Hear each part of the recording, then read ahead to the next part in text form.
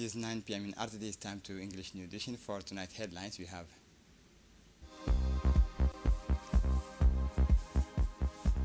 the Prime Minister sponsored the inauguration of the Resources of and Skills Center.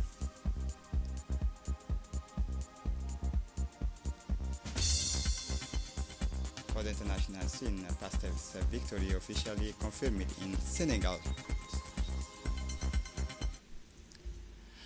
Welcome to our newsroom. The President of the Republic, His Excellency Ismail Omar Guelleh, returned to his country late on Wednesday afternoon after a 10-day personal visit to France. The return of the head of state comes at a key moment in the national calendar when our country is used to returning to its usual rhythm. This allows us to tackle with determination and enthusiasm the challenges of achieving sustainable development.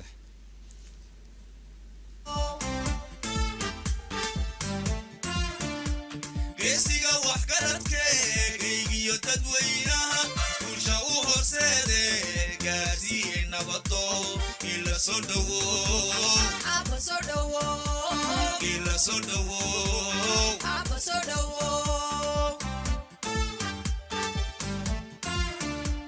galyaqandalkiisiyo dadkisaba gargaaro darska u gurmanayo gaashaki nabado ila soo dhowow ila soo dhowow garyaqandalkiisiyo dadkisaba gargaaro darska u gurmanayo gaashaki nabado ila soo dhowow ila soo dhowow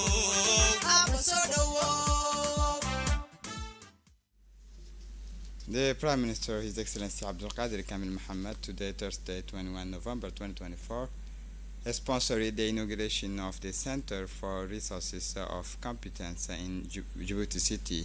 The ceremony, which took place at the CRC's headquarters near the Dorale port area, Dorale was attended by Mahmoud Ali Yusuf, Acting Minister of Economy and Finance in charge of Industry, Muna Usman Aden, Acting Minister of National Education and Vocational Training, the Ambassador of the European Union to the Republic of Djibouti and to the IGAD, Denisa Elena Ionete, the French Ambassador to the Republic of Djibouti, Dana Pourkarashkou, the President of the Djibouti Chamber of Commerce, Youssouf Moussa Dawale, the Director of the French Development Agency in Djibouti, Mr. Eric Gerpel. Managed by an association with the equal governance between the public and private sector, the CRC is a regional center of excellences for vocational training in transport and port logistics in Djibouti.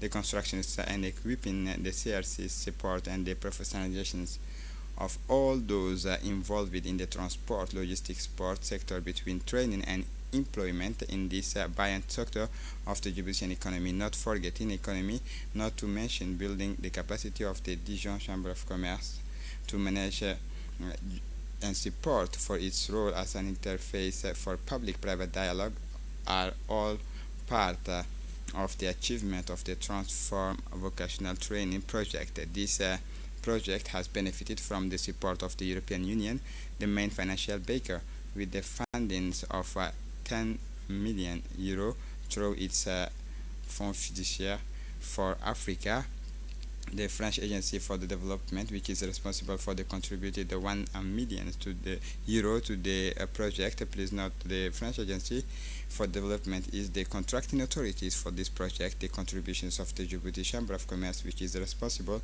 for the land free of charges co-financing of the works contract. This 12,000 meter square site is ready for the constructions of the CLC. The French ambassador and European Union ambassador said that the Transform project is the result of a partnership between European Union, France, and the government of Djibouti, which took the forms of agreement between the Djibouti Chamber of Commerce and the Port of Djibouti, and the one hand the unions of the transport enterprises of France.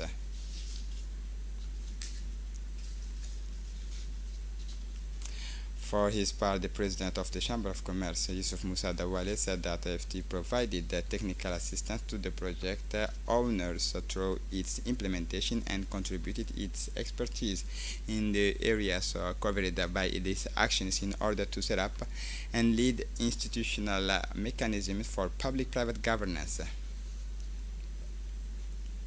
The acting Minister of Education, Muna Osman Aden, in addition, said that this visit, the visiting facilitated the facilities and equipped for teachers training and discussing with the professional present. The inauguration ceremony was an opportunity to remind.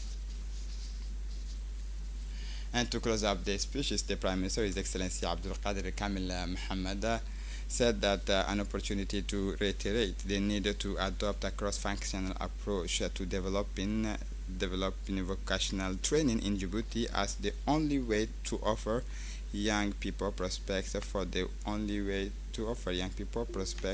integrations into the working life and to provide companies with the skills needed to improve their competitiveness. The Prime Minister, His Excellency Abdul Qadir Kamil Mohammed, received the CWP Global Delegation in his office this morning. The Prime Minister was warmly welcomed by Mr. Mike Scully, CEO of the international Franco-Australian company CWP Global, accompanied by Mr. Nouri Shahid, Managing Director of Business Development and Africa Advisor. Discussions on both sides focused on the significant progress made on the project and the next steps to be taken to bring it to fruition. The discussions focused on the creation of an interministerial committee to oversee the development of the project, particularly with regard to the drafting and adopting of Djibouti's hydrogen code. The project is also part of the Djibouti strategy to become an active member of the African Hydrogen Organization. The meeting was attended by the Minister's technical advisor and officials from the Ministry Department.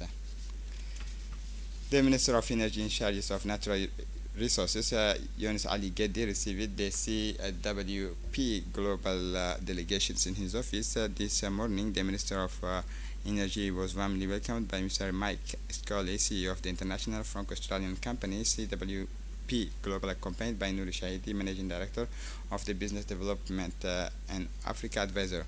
Discussions on both sides focused on the significant progress made on the project and the next steps to be taken to bring it to fruition. The discussion is focused on the creation of an inter-ministerial committee to oversee the development of the project. The Minister of National Education and Vocational Training, Mustafa Muhammad Mahmoud, is continuing his visit to a China conference on the Chinese languages in Beijing. The Minister traveled to Chengdu in the province of Sichuan. This trip marks a decisive step in strengthening educational and cultural ties between Djibouti and China. In Chengdu, the minister, at the head of delegations and the headmasters of the secondary schools of his department, visited the Sichuan Normal University, where he co-chaired the annual meeting of the Sichuan Normal University, the annual meeting which of the board of the Confucius Institute of Djibouti, the meeting which took place in an atmosphere of of cooperation and mutual commitment, provided an opportunity to review the activity of the past years while defining the main lines for the future. Ms. Ron Saïd Hajj Ismail, technical advisor and director of the Confucius Institute in Djibouti, presented a detailed report highlighting the successes achieved in teaching the Chinese languages and the efforts made to promote cultural exchanges between the two countries. In his speech, the minister stressed the need to extend educational provision to the inland regions to make more quality teaching and learning resources and teaching resources at all levels, and to put in place programs adapted to the local realities in order to ensure the harmonious integrations of the Chinese languages into the education system. He also mentioned the importance of training local teachers capable of teaching Chinese, the cultural context of Djibouti, in order to create a more inclusive and effective learning environment.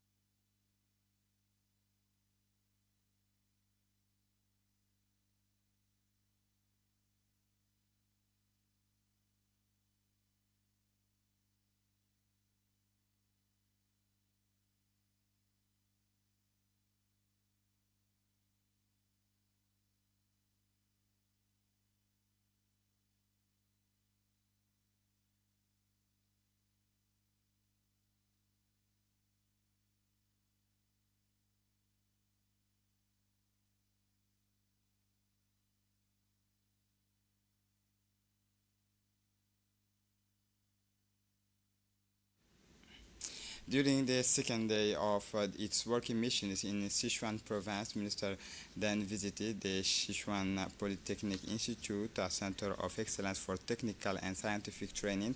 The minister and his delegation were able to explore the institute's modern facilities, meet with the professors, and discuss the innovative educational practices put in place to train highly qualified young people in technical and scientific field. Each stage of the visit was designated to highlight the Sichuan Polytechnic Institute's ability to combine and practice to meet technological challenges. This working visit laid the foundations for future cooperation in the field of technical education and led to the signing of a memorandum of understanding between the Sichuan Polytechnic and the Sichuan Polytechnic Institute, the School of Excellences, and the Sichuan Polytechnic Institute. This partnership aims to strengthen the academic and technological cooperation between the two institutions. The aim is to give students at the School of Excellences access to the best practices, to the best teachings and technological resources, educational and technological.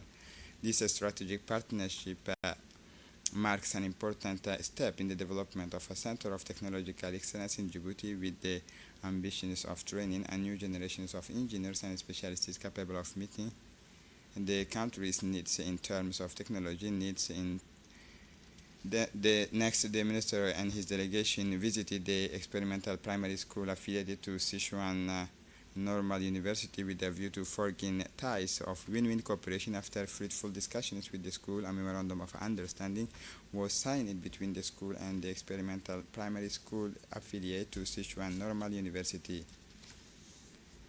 The agreement aims to promote the exchanges of expertise, the enhancement of teacher skills, and the adoption of new teaching practices, and consequently paves the way for a fruitful sharing of experience with a view to consolidating the ambitions of excellence.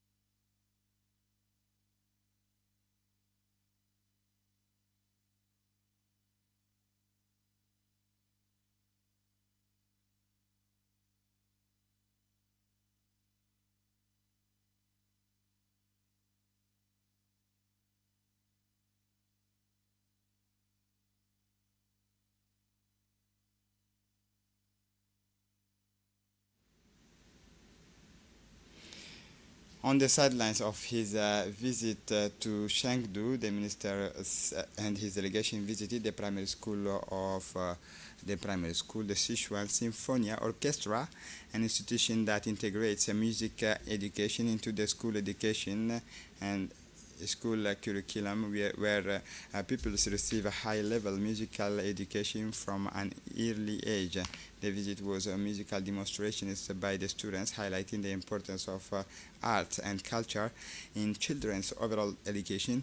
It was an opportunity to see the quality of the musical education at the school and to appreciate the exceptional talents of students. The minister praised the dynamism and creativity of the pupils, who represent an inspiring model for promoting music and culture among the younger generation. This meeting was an opportunity to discuss with the school management on good teaching practice in music education and to explore possibility for future collaboration to encourage young talent. The ministerial delegation also took part in a cultural event at the Sichuan Opera. This moment of relaxation enabled the members of the delegation to discover the artistic treasures of the region, in particular the traditional renewed performance.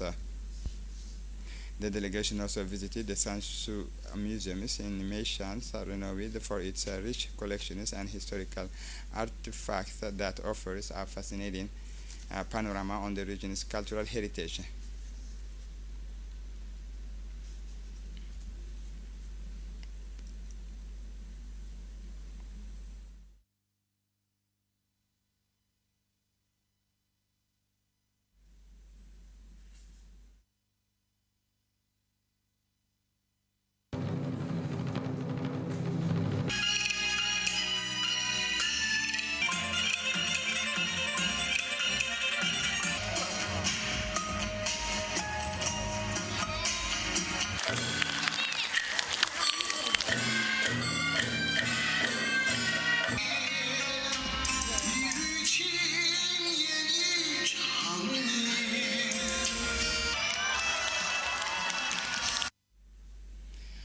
Wednesday, 20 November 2024, a solemn ceremony marked the signing of a partnership framework agreement between the Libyan Ministry of Local Governance and the ministry delegate in charge of decentralization of Djibouti. The event crowns a week rich in exchanges and visit to Tripoli, symbolizing an important stage in the strengthening of cooperation between the two countries in terms of decentralization and local governance. The two ministers hailed the agreement as a unique opportunity for sustainable for local authorities in both countries. Djibouti Minister of Decentralization emphasized that this collaboration was an opportunity to consolidate the historic ties between Djibouti and Libya.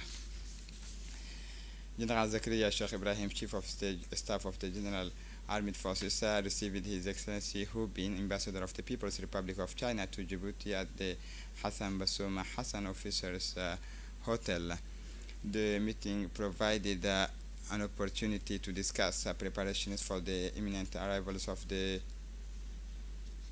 Chinese hospital ship Ark of Peace, expected in Djibouti from 6 to 13 of December 2024.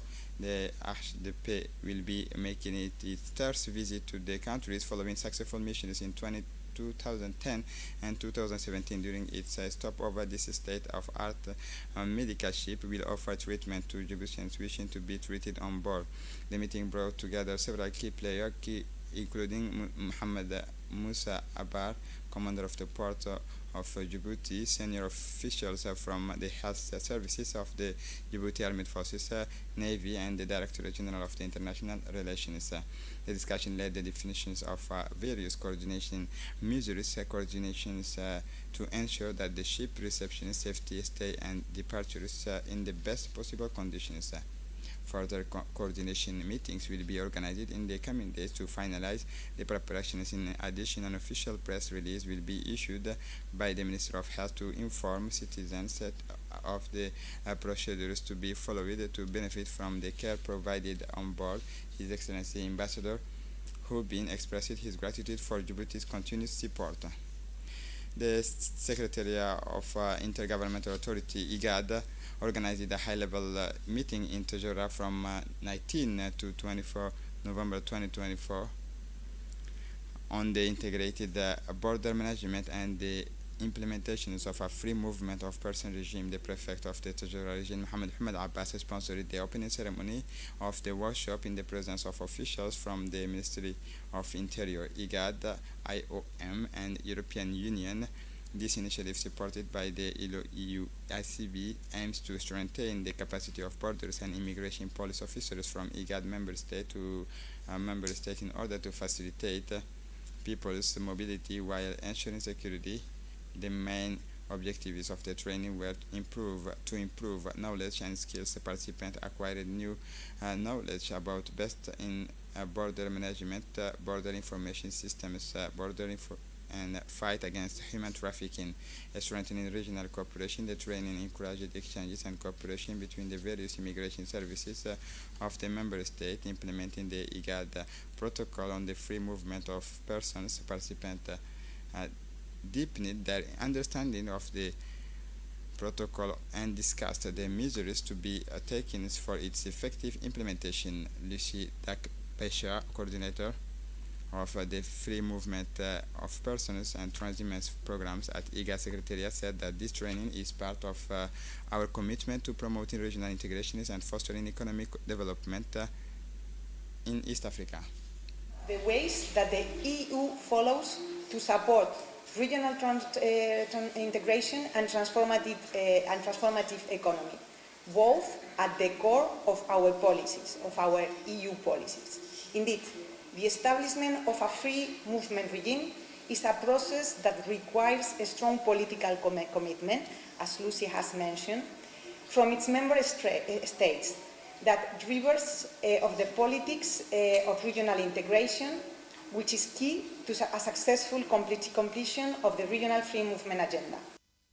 The prefect of Tajura, Mohammed Abbas, said that by building the capacity of our border officials, we are helping to create an environment conducive to the free movement of people while combating irregular migration. This training is part of the IGAD's ongoing effort to promote peace, security, and stability in the region. It's by facilitating free movement of peoples. We are helping to strengthen economic, social, and cultural ties between member states.